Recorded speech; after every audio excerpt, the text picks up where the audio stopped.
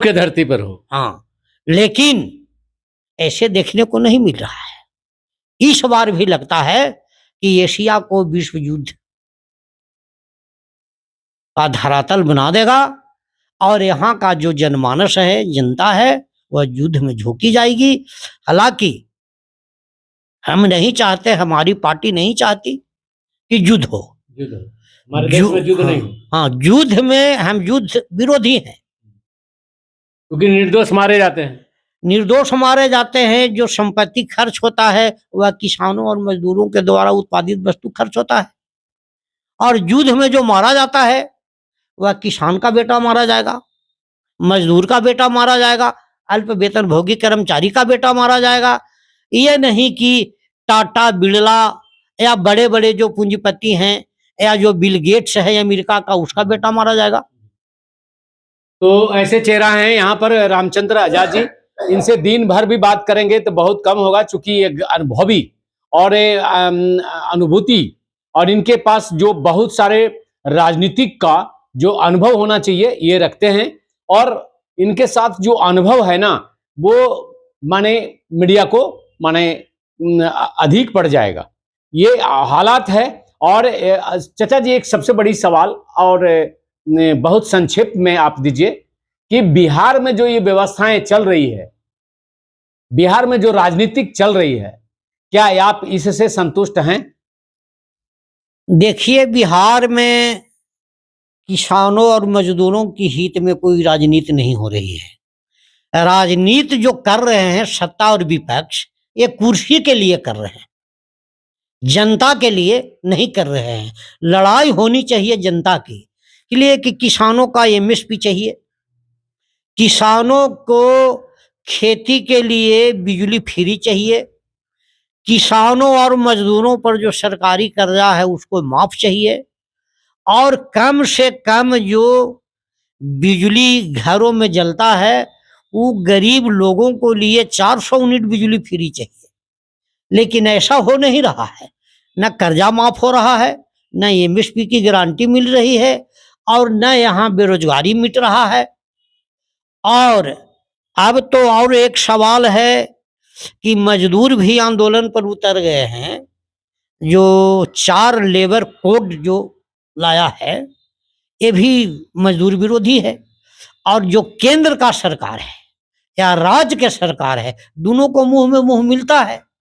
इसलिए जो यहाँ राजनीति हो रही है, चाहे सत्ता पक्ष के लोग हों या विपक्ष के लोग, ये सब कुर्सी के लिए लड़ रहे हैं, जनता के लिए तो लड़ नहीं रहे हैं। पूंजीवाद का मजबूत हथियार 3 गो है, एक है जातवाद, दूसरा संप्रदायवाद, और तीसरा धार्मिक उन्माद। धार्मिक उन्माद, हाँ, ये 3 हथियार मुख्य है। बाकी दारूबंदी को लेकर के क्या कहना चाहेंगे? देखिए, दारूबंदी तो जब तक के जनता का मानसिकता उस लायक नहीं बनती है तो दारू बंद इनके कहने से भी नहीं होगा, और नहीं है। इन्होंने रूस का नकल किया, रूस में बहुत दारू चूता था, तो वहां का सरकार क्या किया कि दारू फ्री कर दिया, घरे घरे चुआ वो, किंतु महुआ को महंगा कर दिया और अपने दुकान में दारू सस्ता कर दिया। नतीजा क्या हुआ कि जितने जो अवैध दारू चल रहा था सब रुक गया स्वयं। अब जब रुक गया तो कहा कि हमारे ही के यहाँ तुमको खाना भी मिलेगा और दारू भी मिलेगा, लेकिन नाम लिखाना होगा। तो नाम लिखाया, दारू मिला, वहां तो कौन कौन दारू पिया तो रिकॉर्ड बन गया। अगर दारू पी के जो नशबाजी करेगा, नशा में रहेगा, उसको आगे और पीछे साट दिया जाता था और माथा मुड़ करके और बाजा बजा करके घुमाया जाता था जनता में, समझे ना। तो अब इसके डर से लोग पीना बंद कर दिया था। लेकिन वह रूस का जो पदाधिकारी था, उसके सैन्य शक्ति था, उसके जो सिपाही थे वो सारे ईमानदार थे। लेकिन अभी नीतीश सरकार का न पदाधिकारी ईमानदार है, न अपने इनका मिनिस्टर ईमानदार है, सारे के सारे स्वयं दारू पीता है। तो जब वो समय दारू पीता है तो दारू रुकेगा कैसे? अच्छा, और जो फार्मूला रोकने के लिए होना चाहिए, यह फार्मूला इनके पास नहीं नहीं है, ये फेल कर चुके हैं। और जनता, एक बात है कि रोड पर जो दारू पी करके लोग हंगामा करता था, तो ये रुका हुआ है पुलिस के भय से। हालांकि पुलिस भी दारू पीती है, नहीं पीता है सो बात नहीं है, अगर ईमानदारी से ही जांच करा दें तो इनका एक भी पदाधिकारी 100 में एक आध को कोई ईमानदार है तो नहीं कर सकते, लेकिन परसेंटेज भ्रष्ट है, दारू पीवा है। मंत्री इनका दारू पीता है, विधायक दारू पीता है, इसलिए दारू कैसे रुके? इस प्रकार आप देख रहे थे कि बिहार से लेकर और ईरान तक पहुंचने वाले नेता, पहला नेता हैं श्री रामचंद्र आजाद जी। और रामचंद्र आजाद जी को बात कैसा लगा आप कमेंट बॉक्स में लिखेंगे और ज्यादा से ज्यादा शेयर कीजिएगा, ताकि इनके बताए हुए मार्ग को अपना सके और सरकार उसके लिए उसको फॉलो करे। इसी के साथ हम स्टूडियो वापस ले चलते हैं। धन्यवाद। इन वैज्ञानिक मातुल समाजवाद की स्थापना, यह मेरा रणनीति है। एक संक्रमण काल तक एक ही रणनीति होता है, जब तक वह पूरा नहीं होता है। उसके पूरा करने के लिए समय समय पर कार्यनीति बदलते रहता है। तो नेताजी वैज्ञानिक समाजवाद के पुजारी थे। भगत सिंह ने शोषण विहीन समाज की रचना चाहते थे, तो नेता भगत सिंह के जो शोषण विहीन समाज रचना था, इसको आगे बढ़ाते हुए नेताजी ने वैज्ञानिक मातुल समाजवाद की स्थापना का लाइन दिया। और उस समय अंग्रेजी सल्तनत था, भारत का मुख्य दुश्मन अंग्रेज था, इसलिए वह द्वितीय विश्व युद्ध शुरू हो गया था। तो यह धुरी राष्ट्र के साथ मिल करके आजाद हिंद सरकार को गठन किया और आजाद हिंद फौज को गठन। सरकार यहाँ पर हम आपको रोकते हैं चाचा जी कि आज जो पूंजीवादी व्यवस्था है, आज भारत के सरकार श्री नरेंद्र मोदी की है, और नरेंद्र मोदी से आप यदा कदा हमेशा नाराज रहते हैं, ऐसा क्या बात?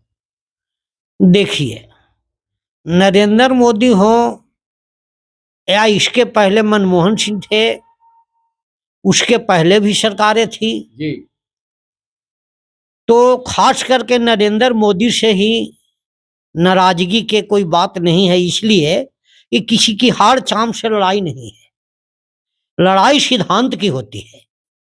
जो अभी सरकारें हैं, यह कारपोरेटवादी सरकार है, पूंजीपतियों की सरकार है, और इनको पता नहीं कि ये अमेरिका के खिलाफ में आग उगल करके ये भारत के सरकार में आए, लेकिन किंतु ये जा करके अमेरिका के साथ सट गए,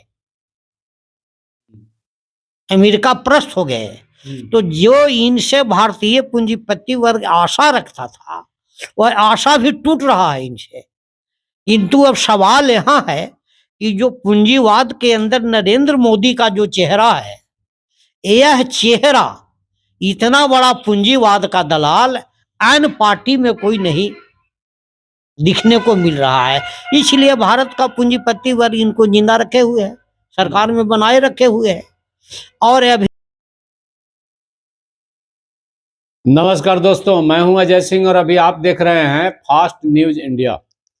आपने देखना शुरू कर दिया है, और अब तक के आगे बताने से पहले, आगे चलने से पहले मैं आपको कहूंगा कि फास्ट न्यूज इंडिया और फास्ट न्यूज इंडिया बिहार दोनों सैटेलाइट चैनल है, इंडिया हाउस है।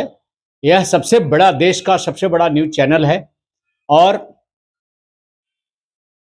हम इस समय बिहार के गया जिला और टेकारी अनुमंडल, टेकारी प्रखंड के अंतर्गत हमारी उपस्थिति है। और जो सामने आप चेहरा देख रहे हैं, ये भाग संख्या 1 के रामचंद्र आजाद जी हैं, जिला पार्षद। और जिला पार्षद अपने जीवन में इन्होंने जो किया और अपने जीवन की जो उपलब्धि इन्होंने बताया, तो मुझे लगा कि कहीं ना कहीं इनके अंदर जो गुण छिपा है, उस कहीं ना कहीं राज है। उस राज को जानने के लिए हम यहाँ पर मौजूद हुए हैं। हमारे बीच हैं श्री रामचंद्र आजाद जी। सबसे पहले मीडिया में आपका स्वागत है। धन्यवाद आपका। और रामचंद्र आजाद जी, सबसे पहले आपने अपने जीवन का जो मूलभूत संरचना हुआ है उसके बारे में आप बताएंगे। जैसे हम एक गरीब परिवार में जन्म लिया और जैसे तथाकथित जो जाति और उपजाति में बांट दिया है, वैसे जाति में भी कमजोर जाति में से जो उपजातियां हैं उसमें नाई परिवार में से हम आते हैं, अति पिछड़ा का सदस्य। किंतु हम समझते हैं कि केवल जाति एक है, मानव। लेकिन जो यहाँ पूंजीवादी सरकार है और सामंती जो काल रहा, उस समय से वर्ण विभाजन हुआ और अभी जात पात में पूरा बांट दिया है।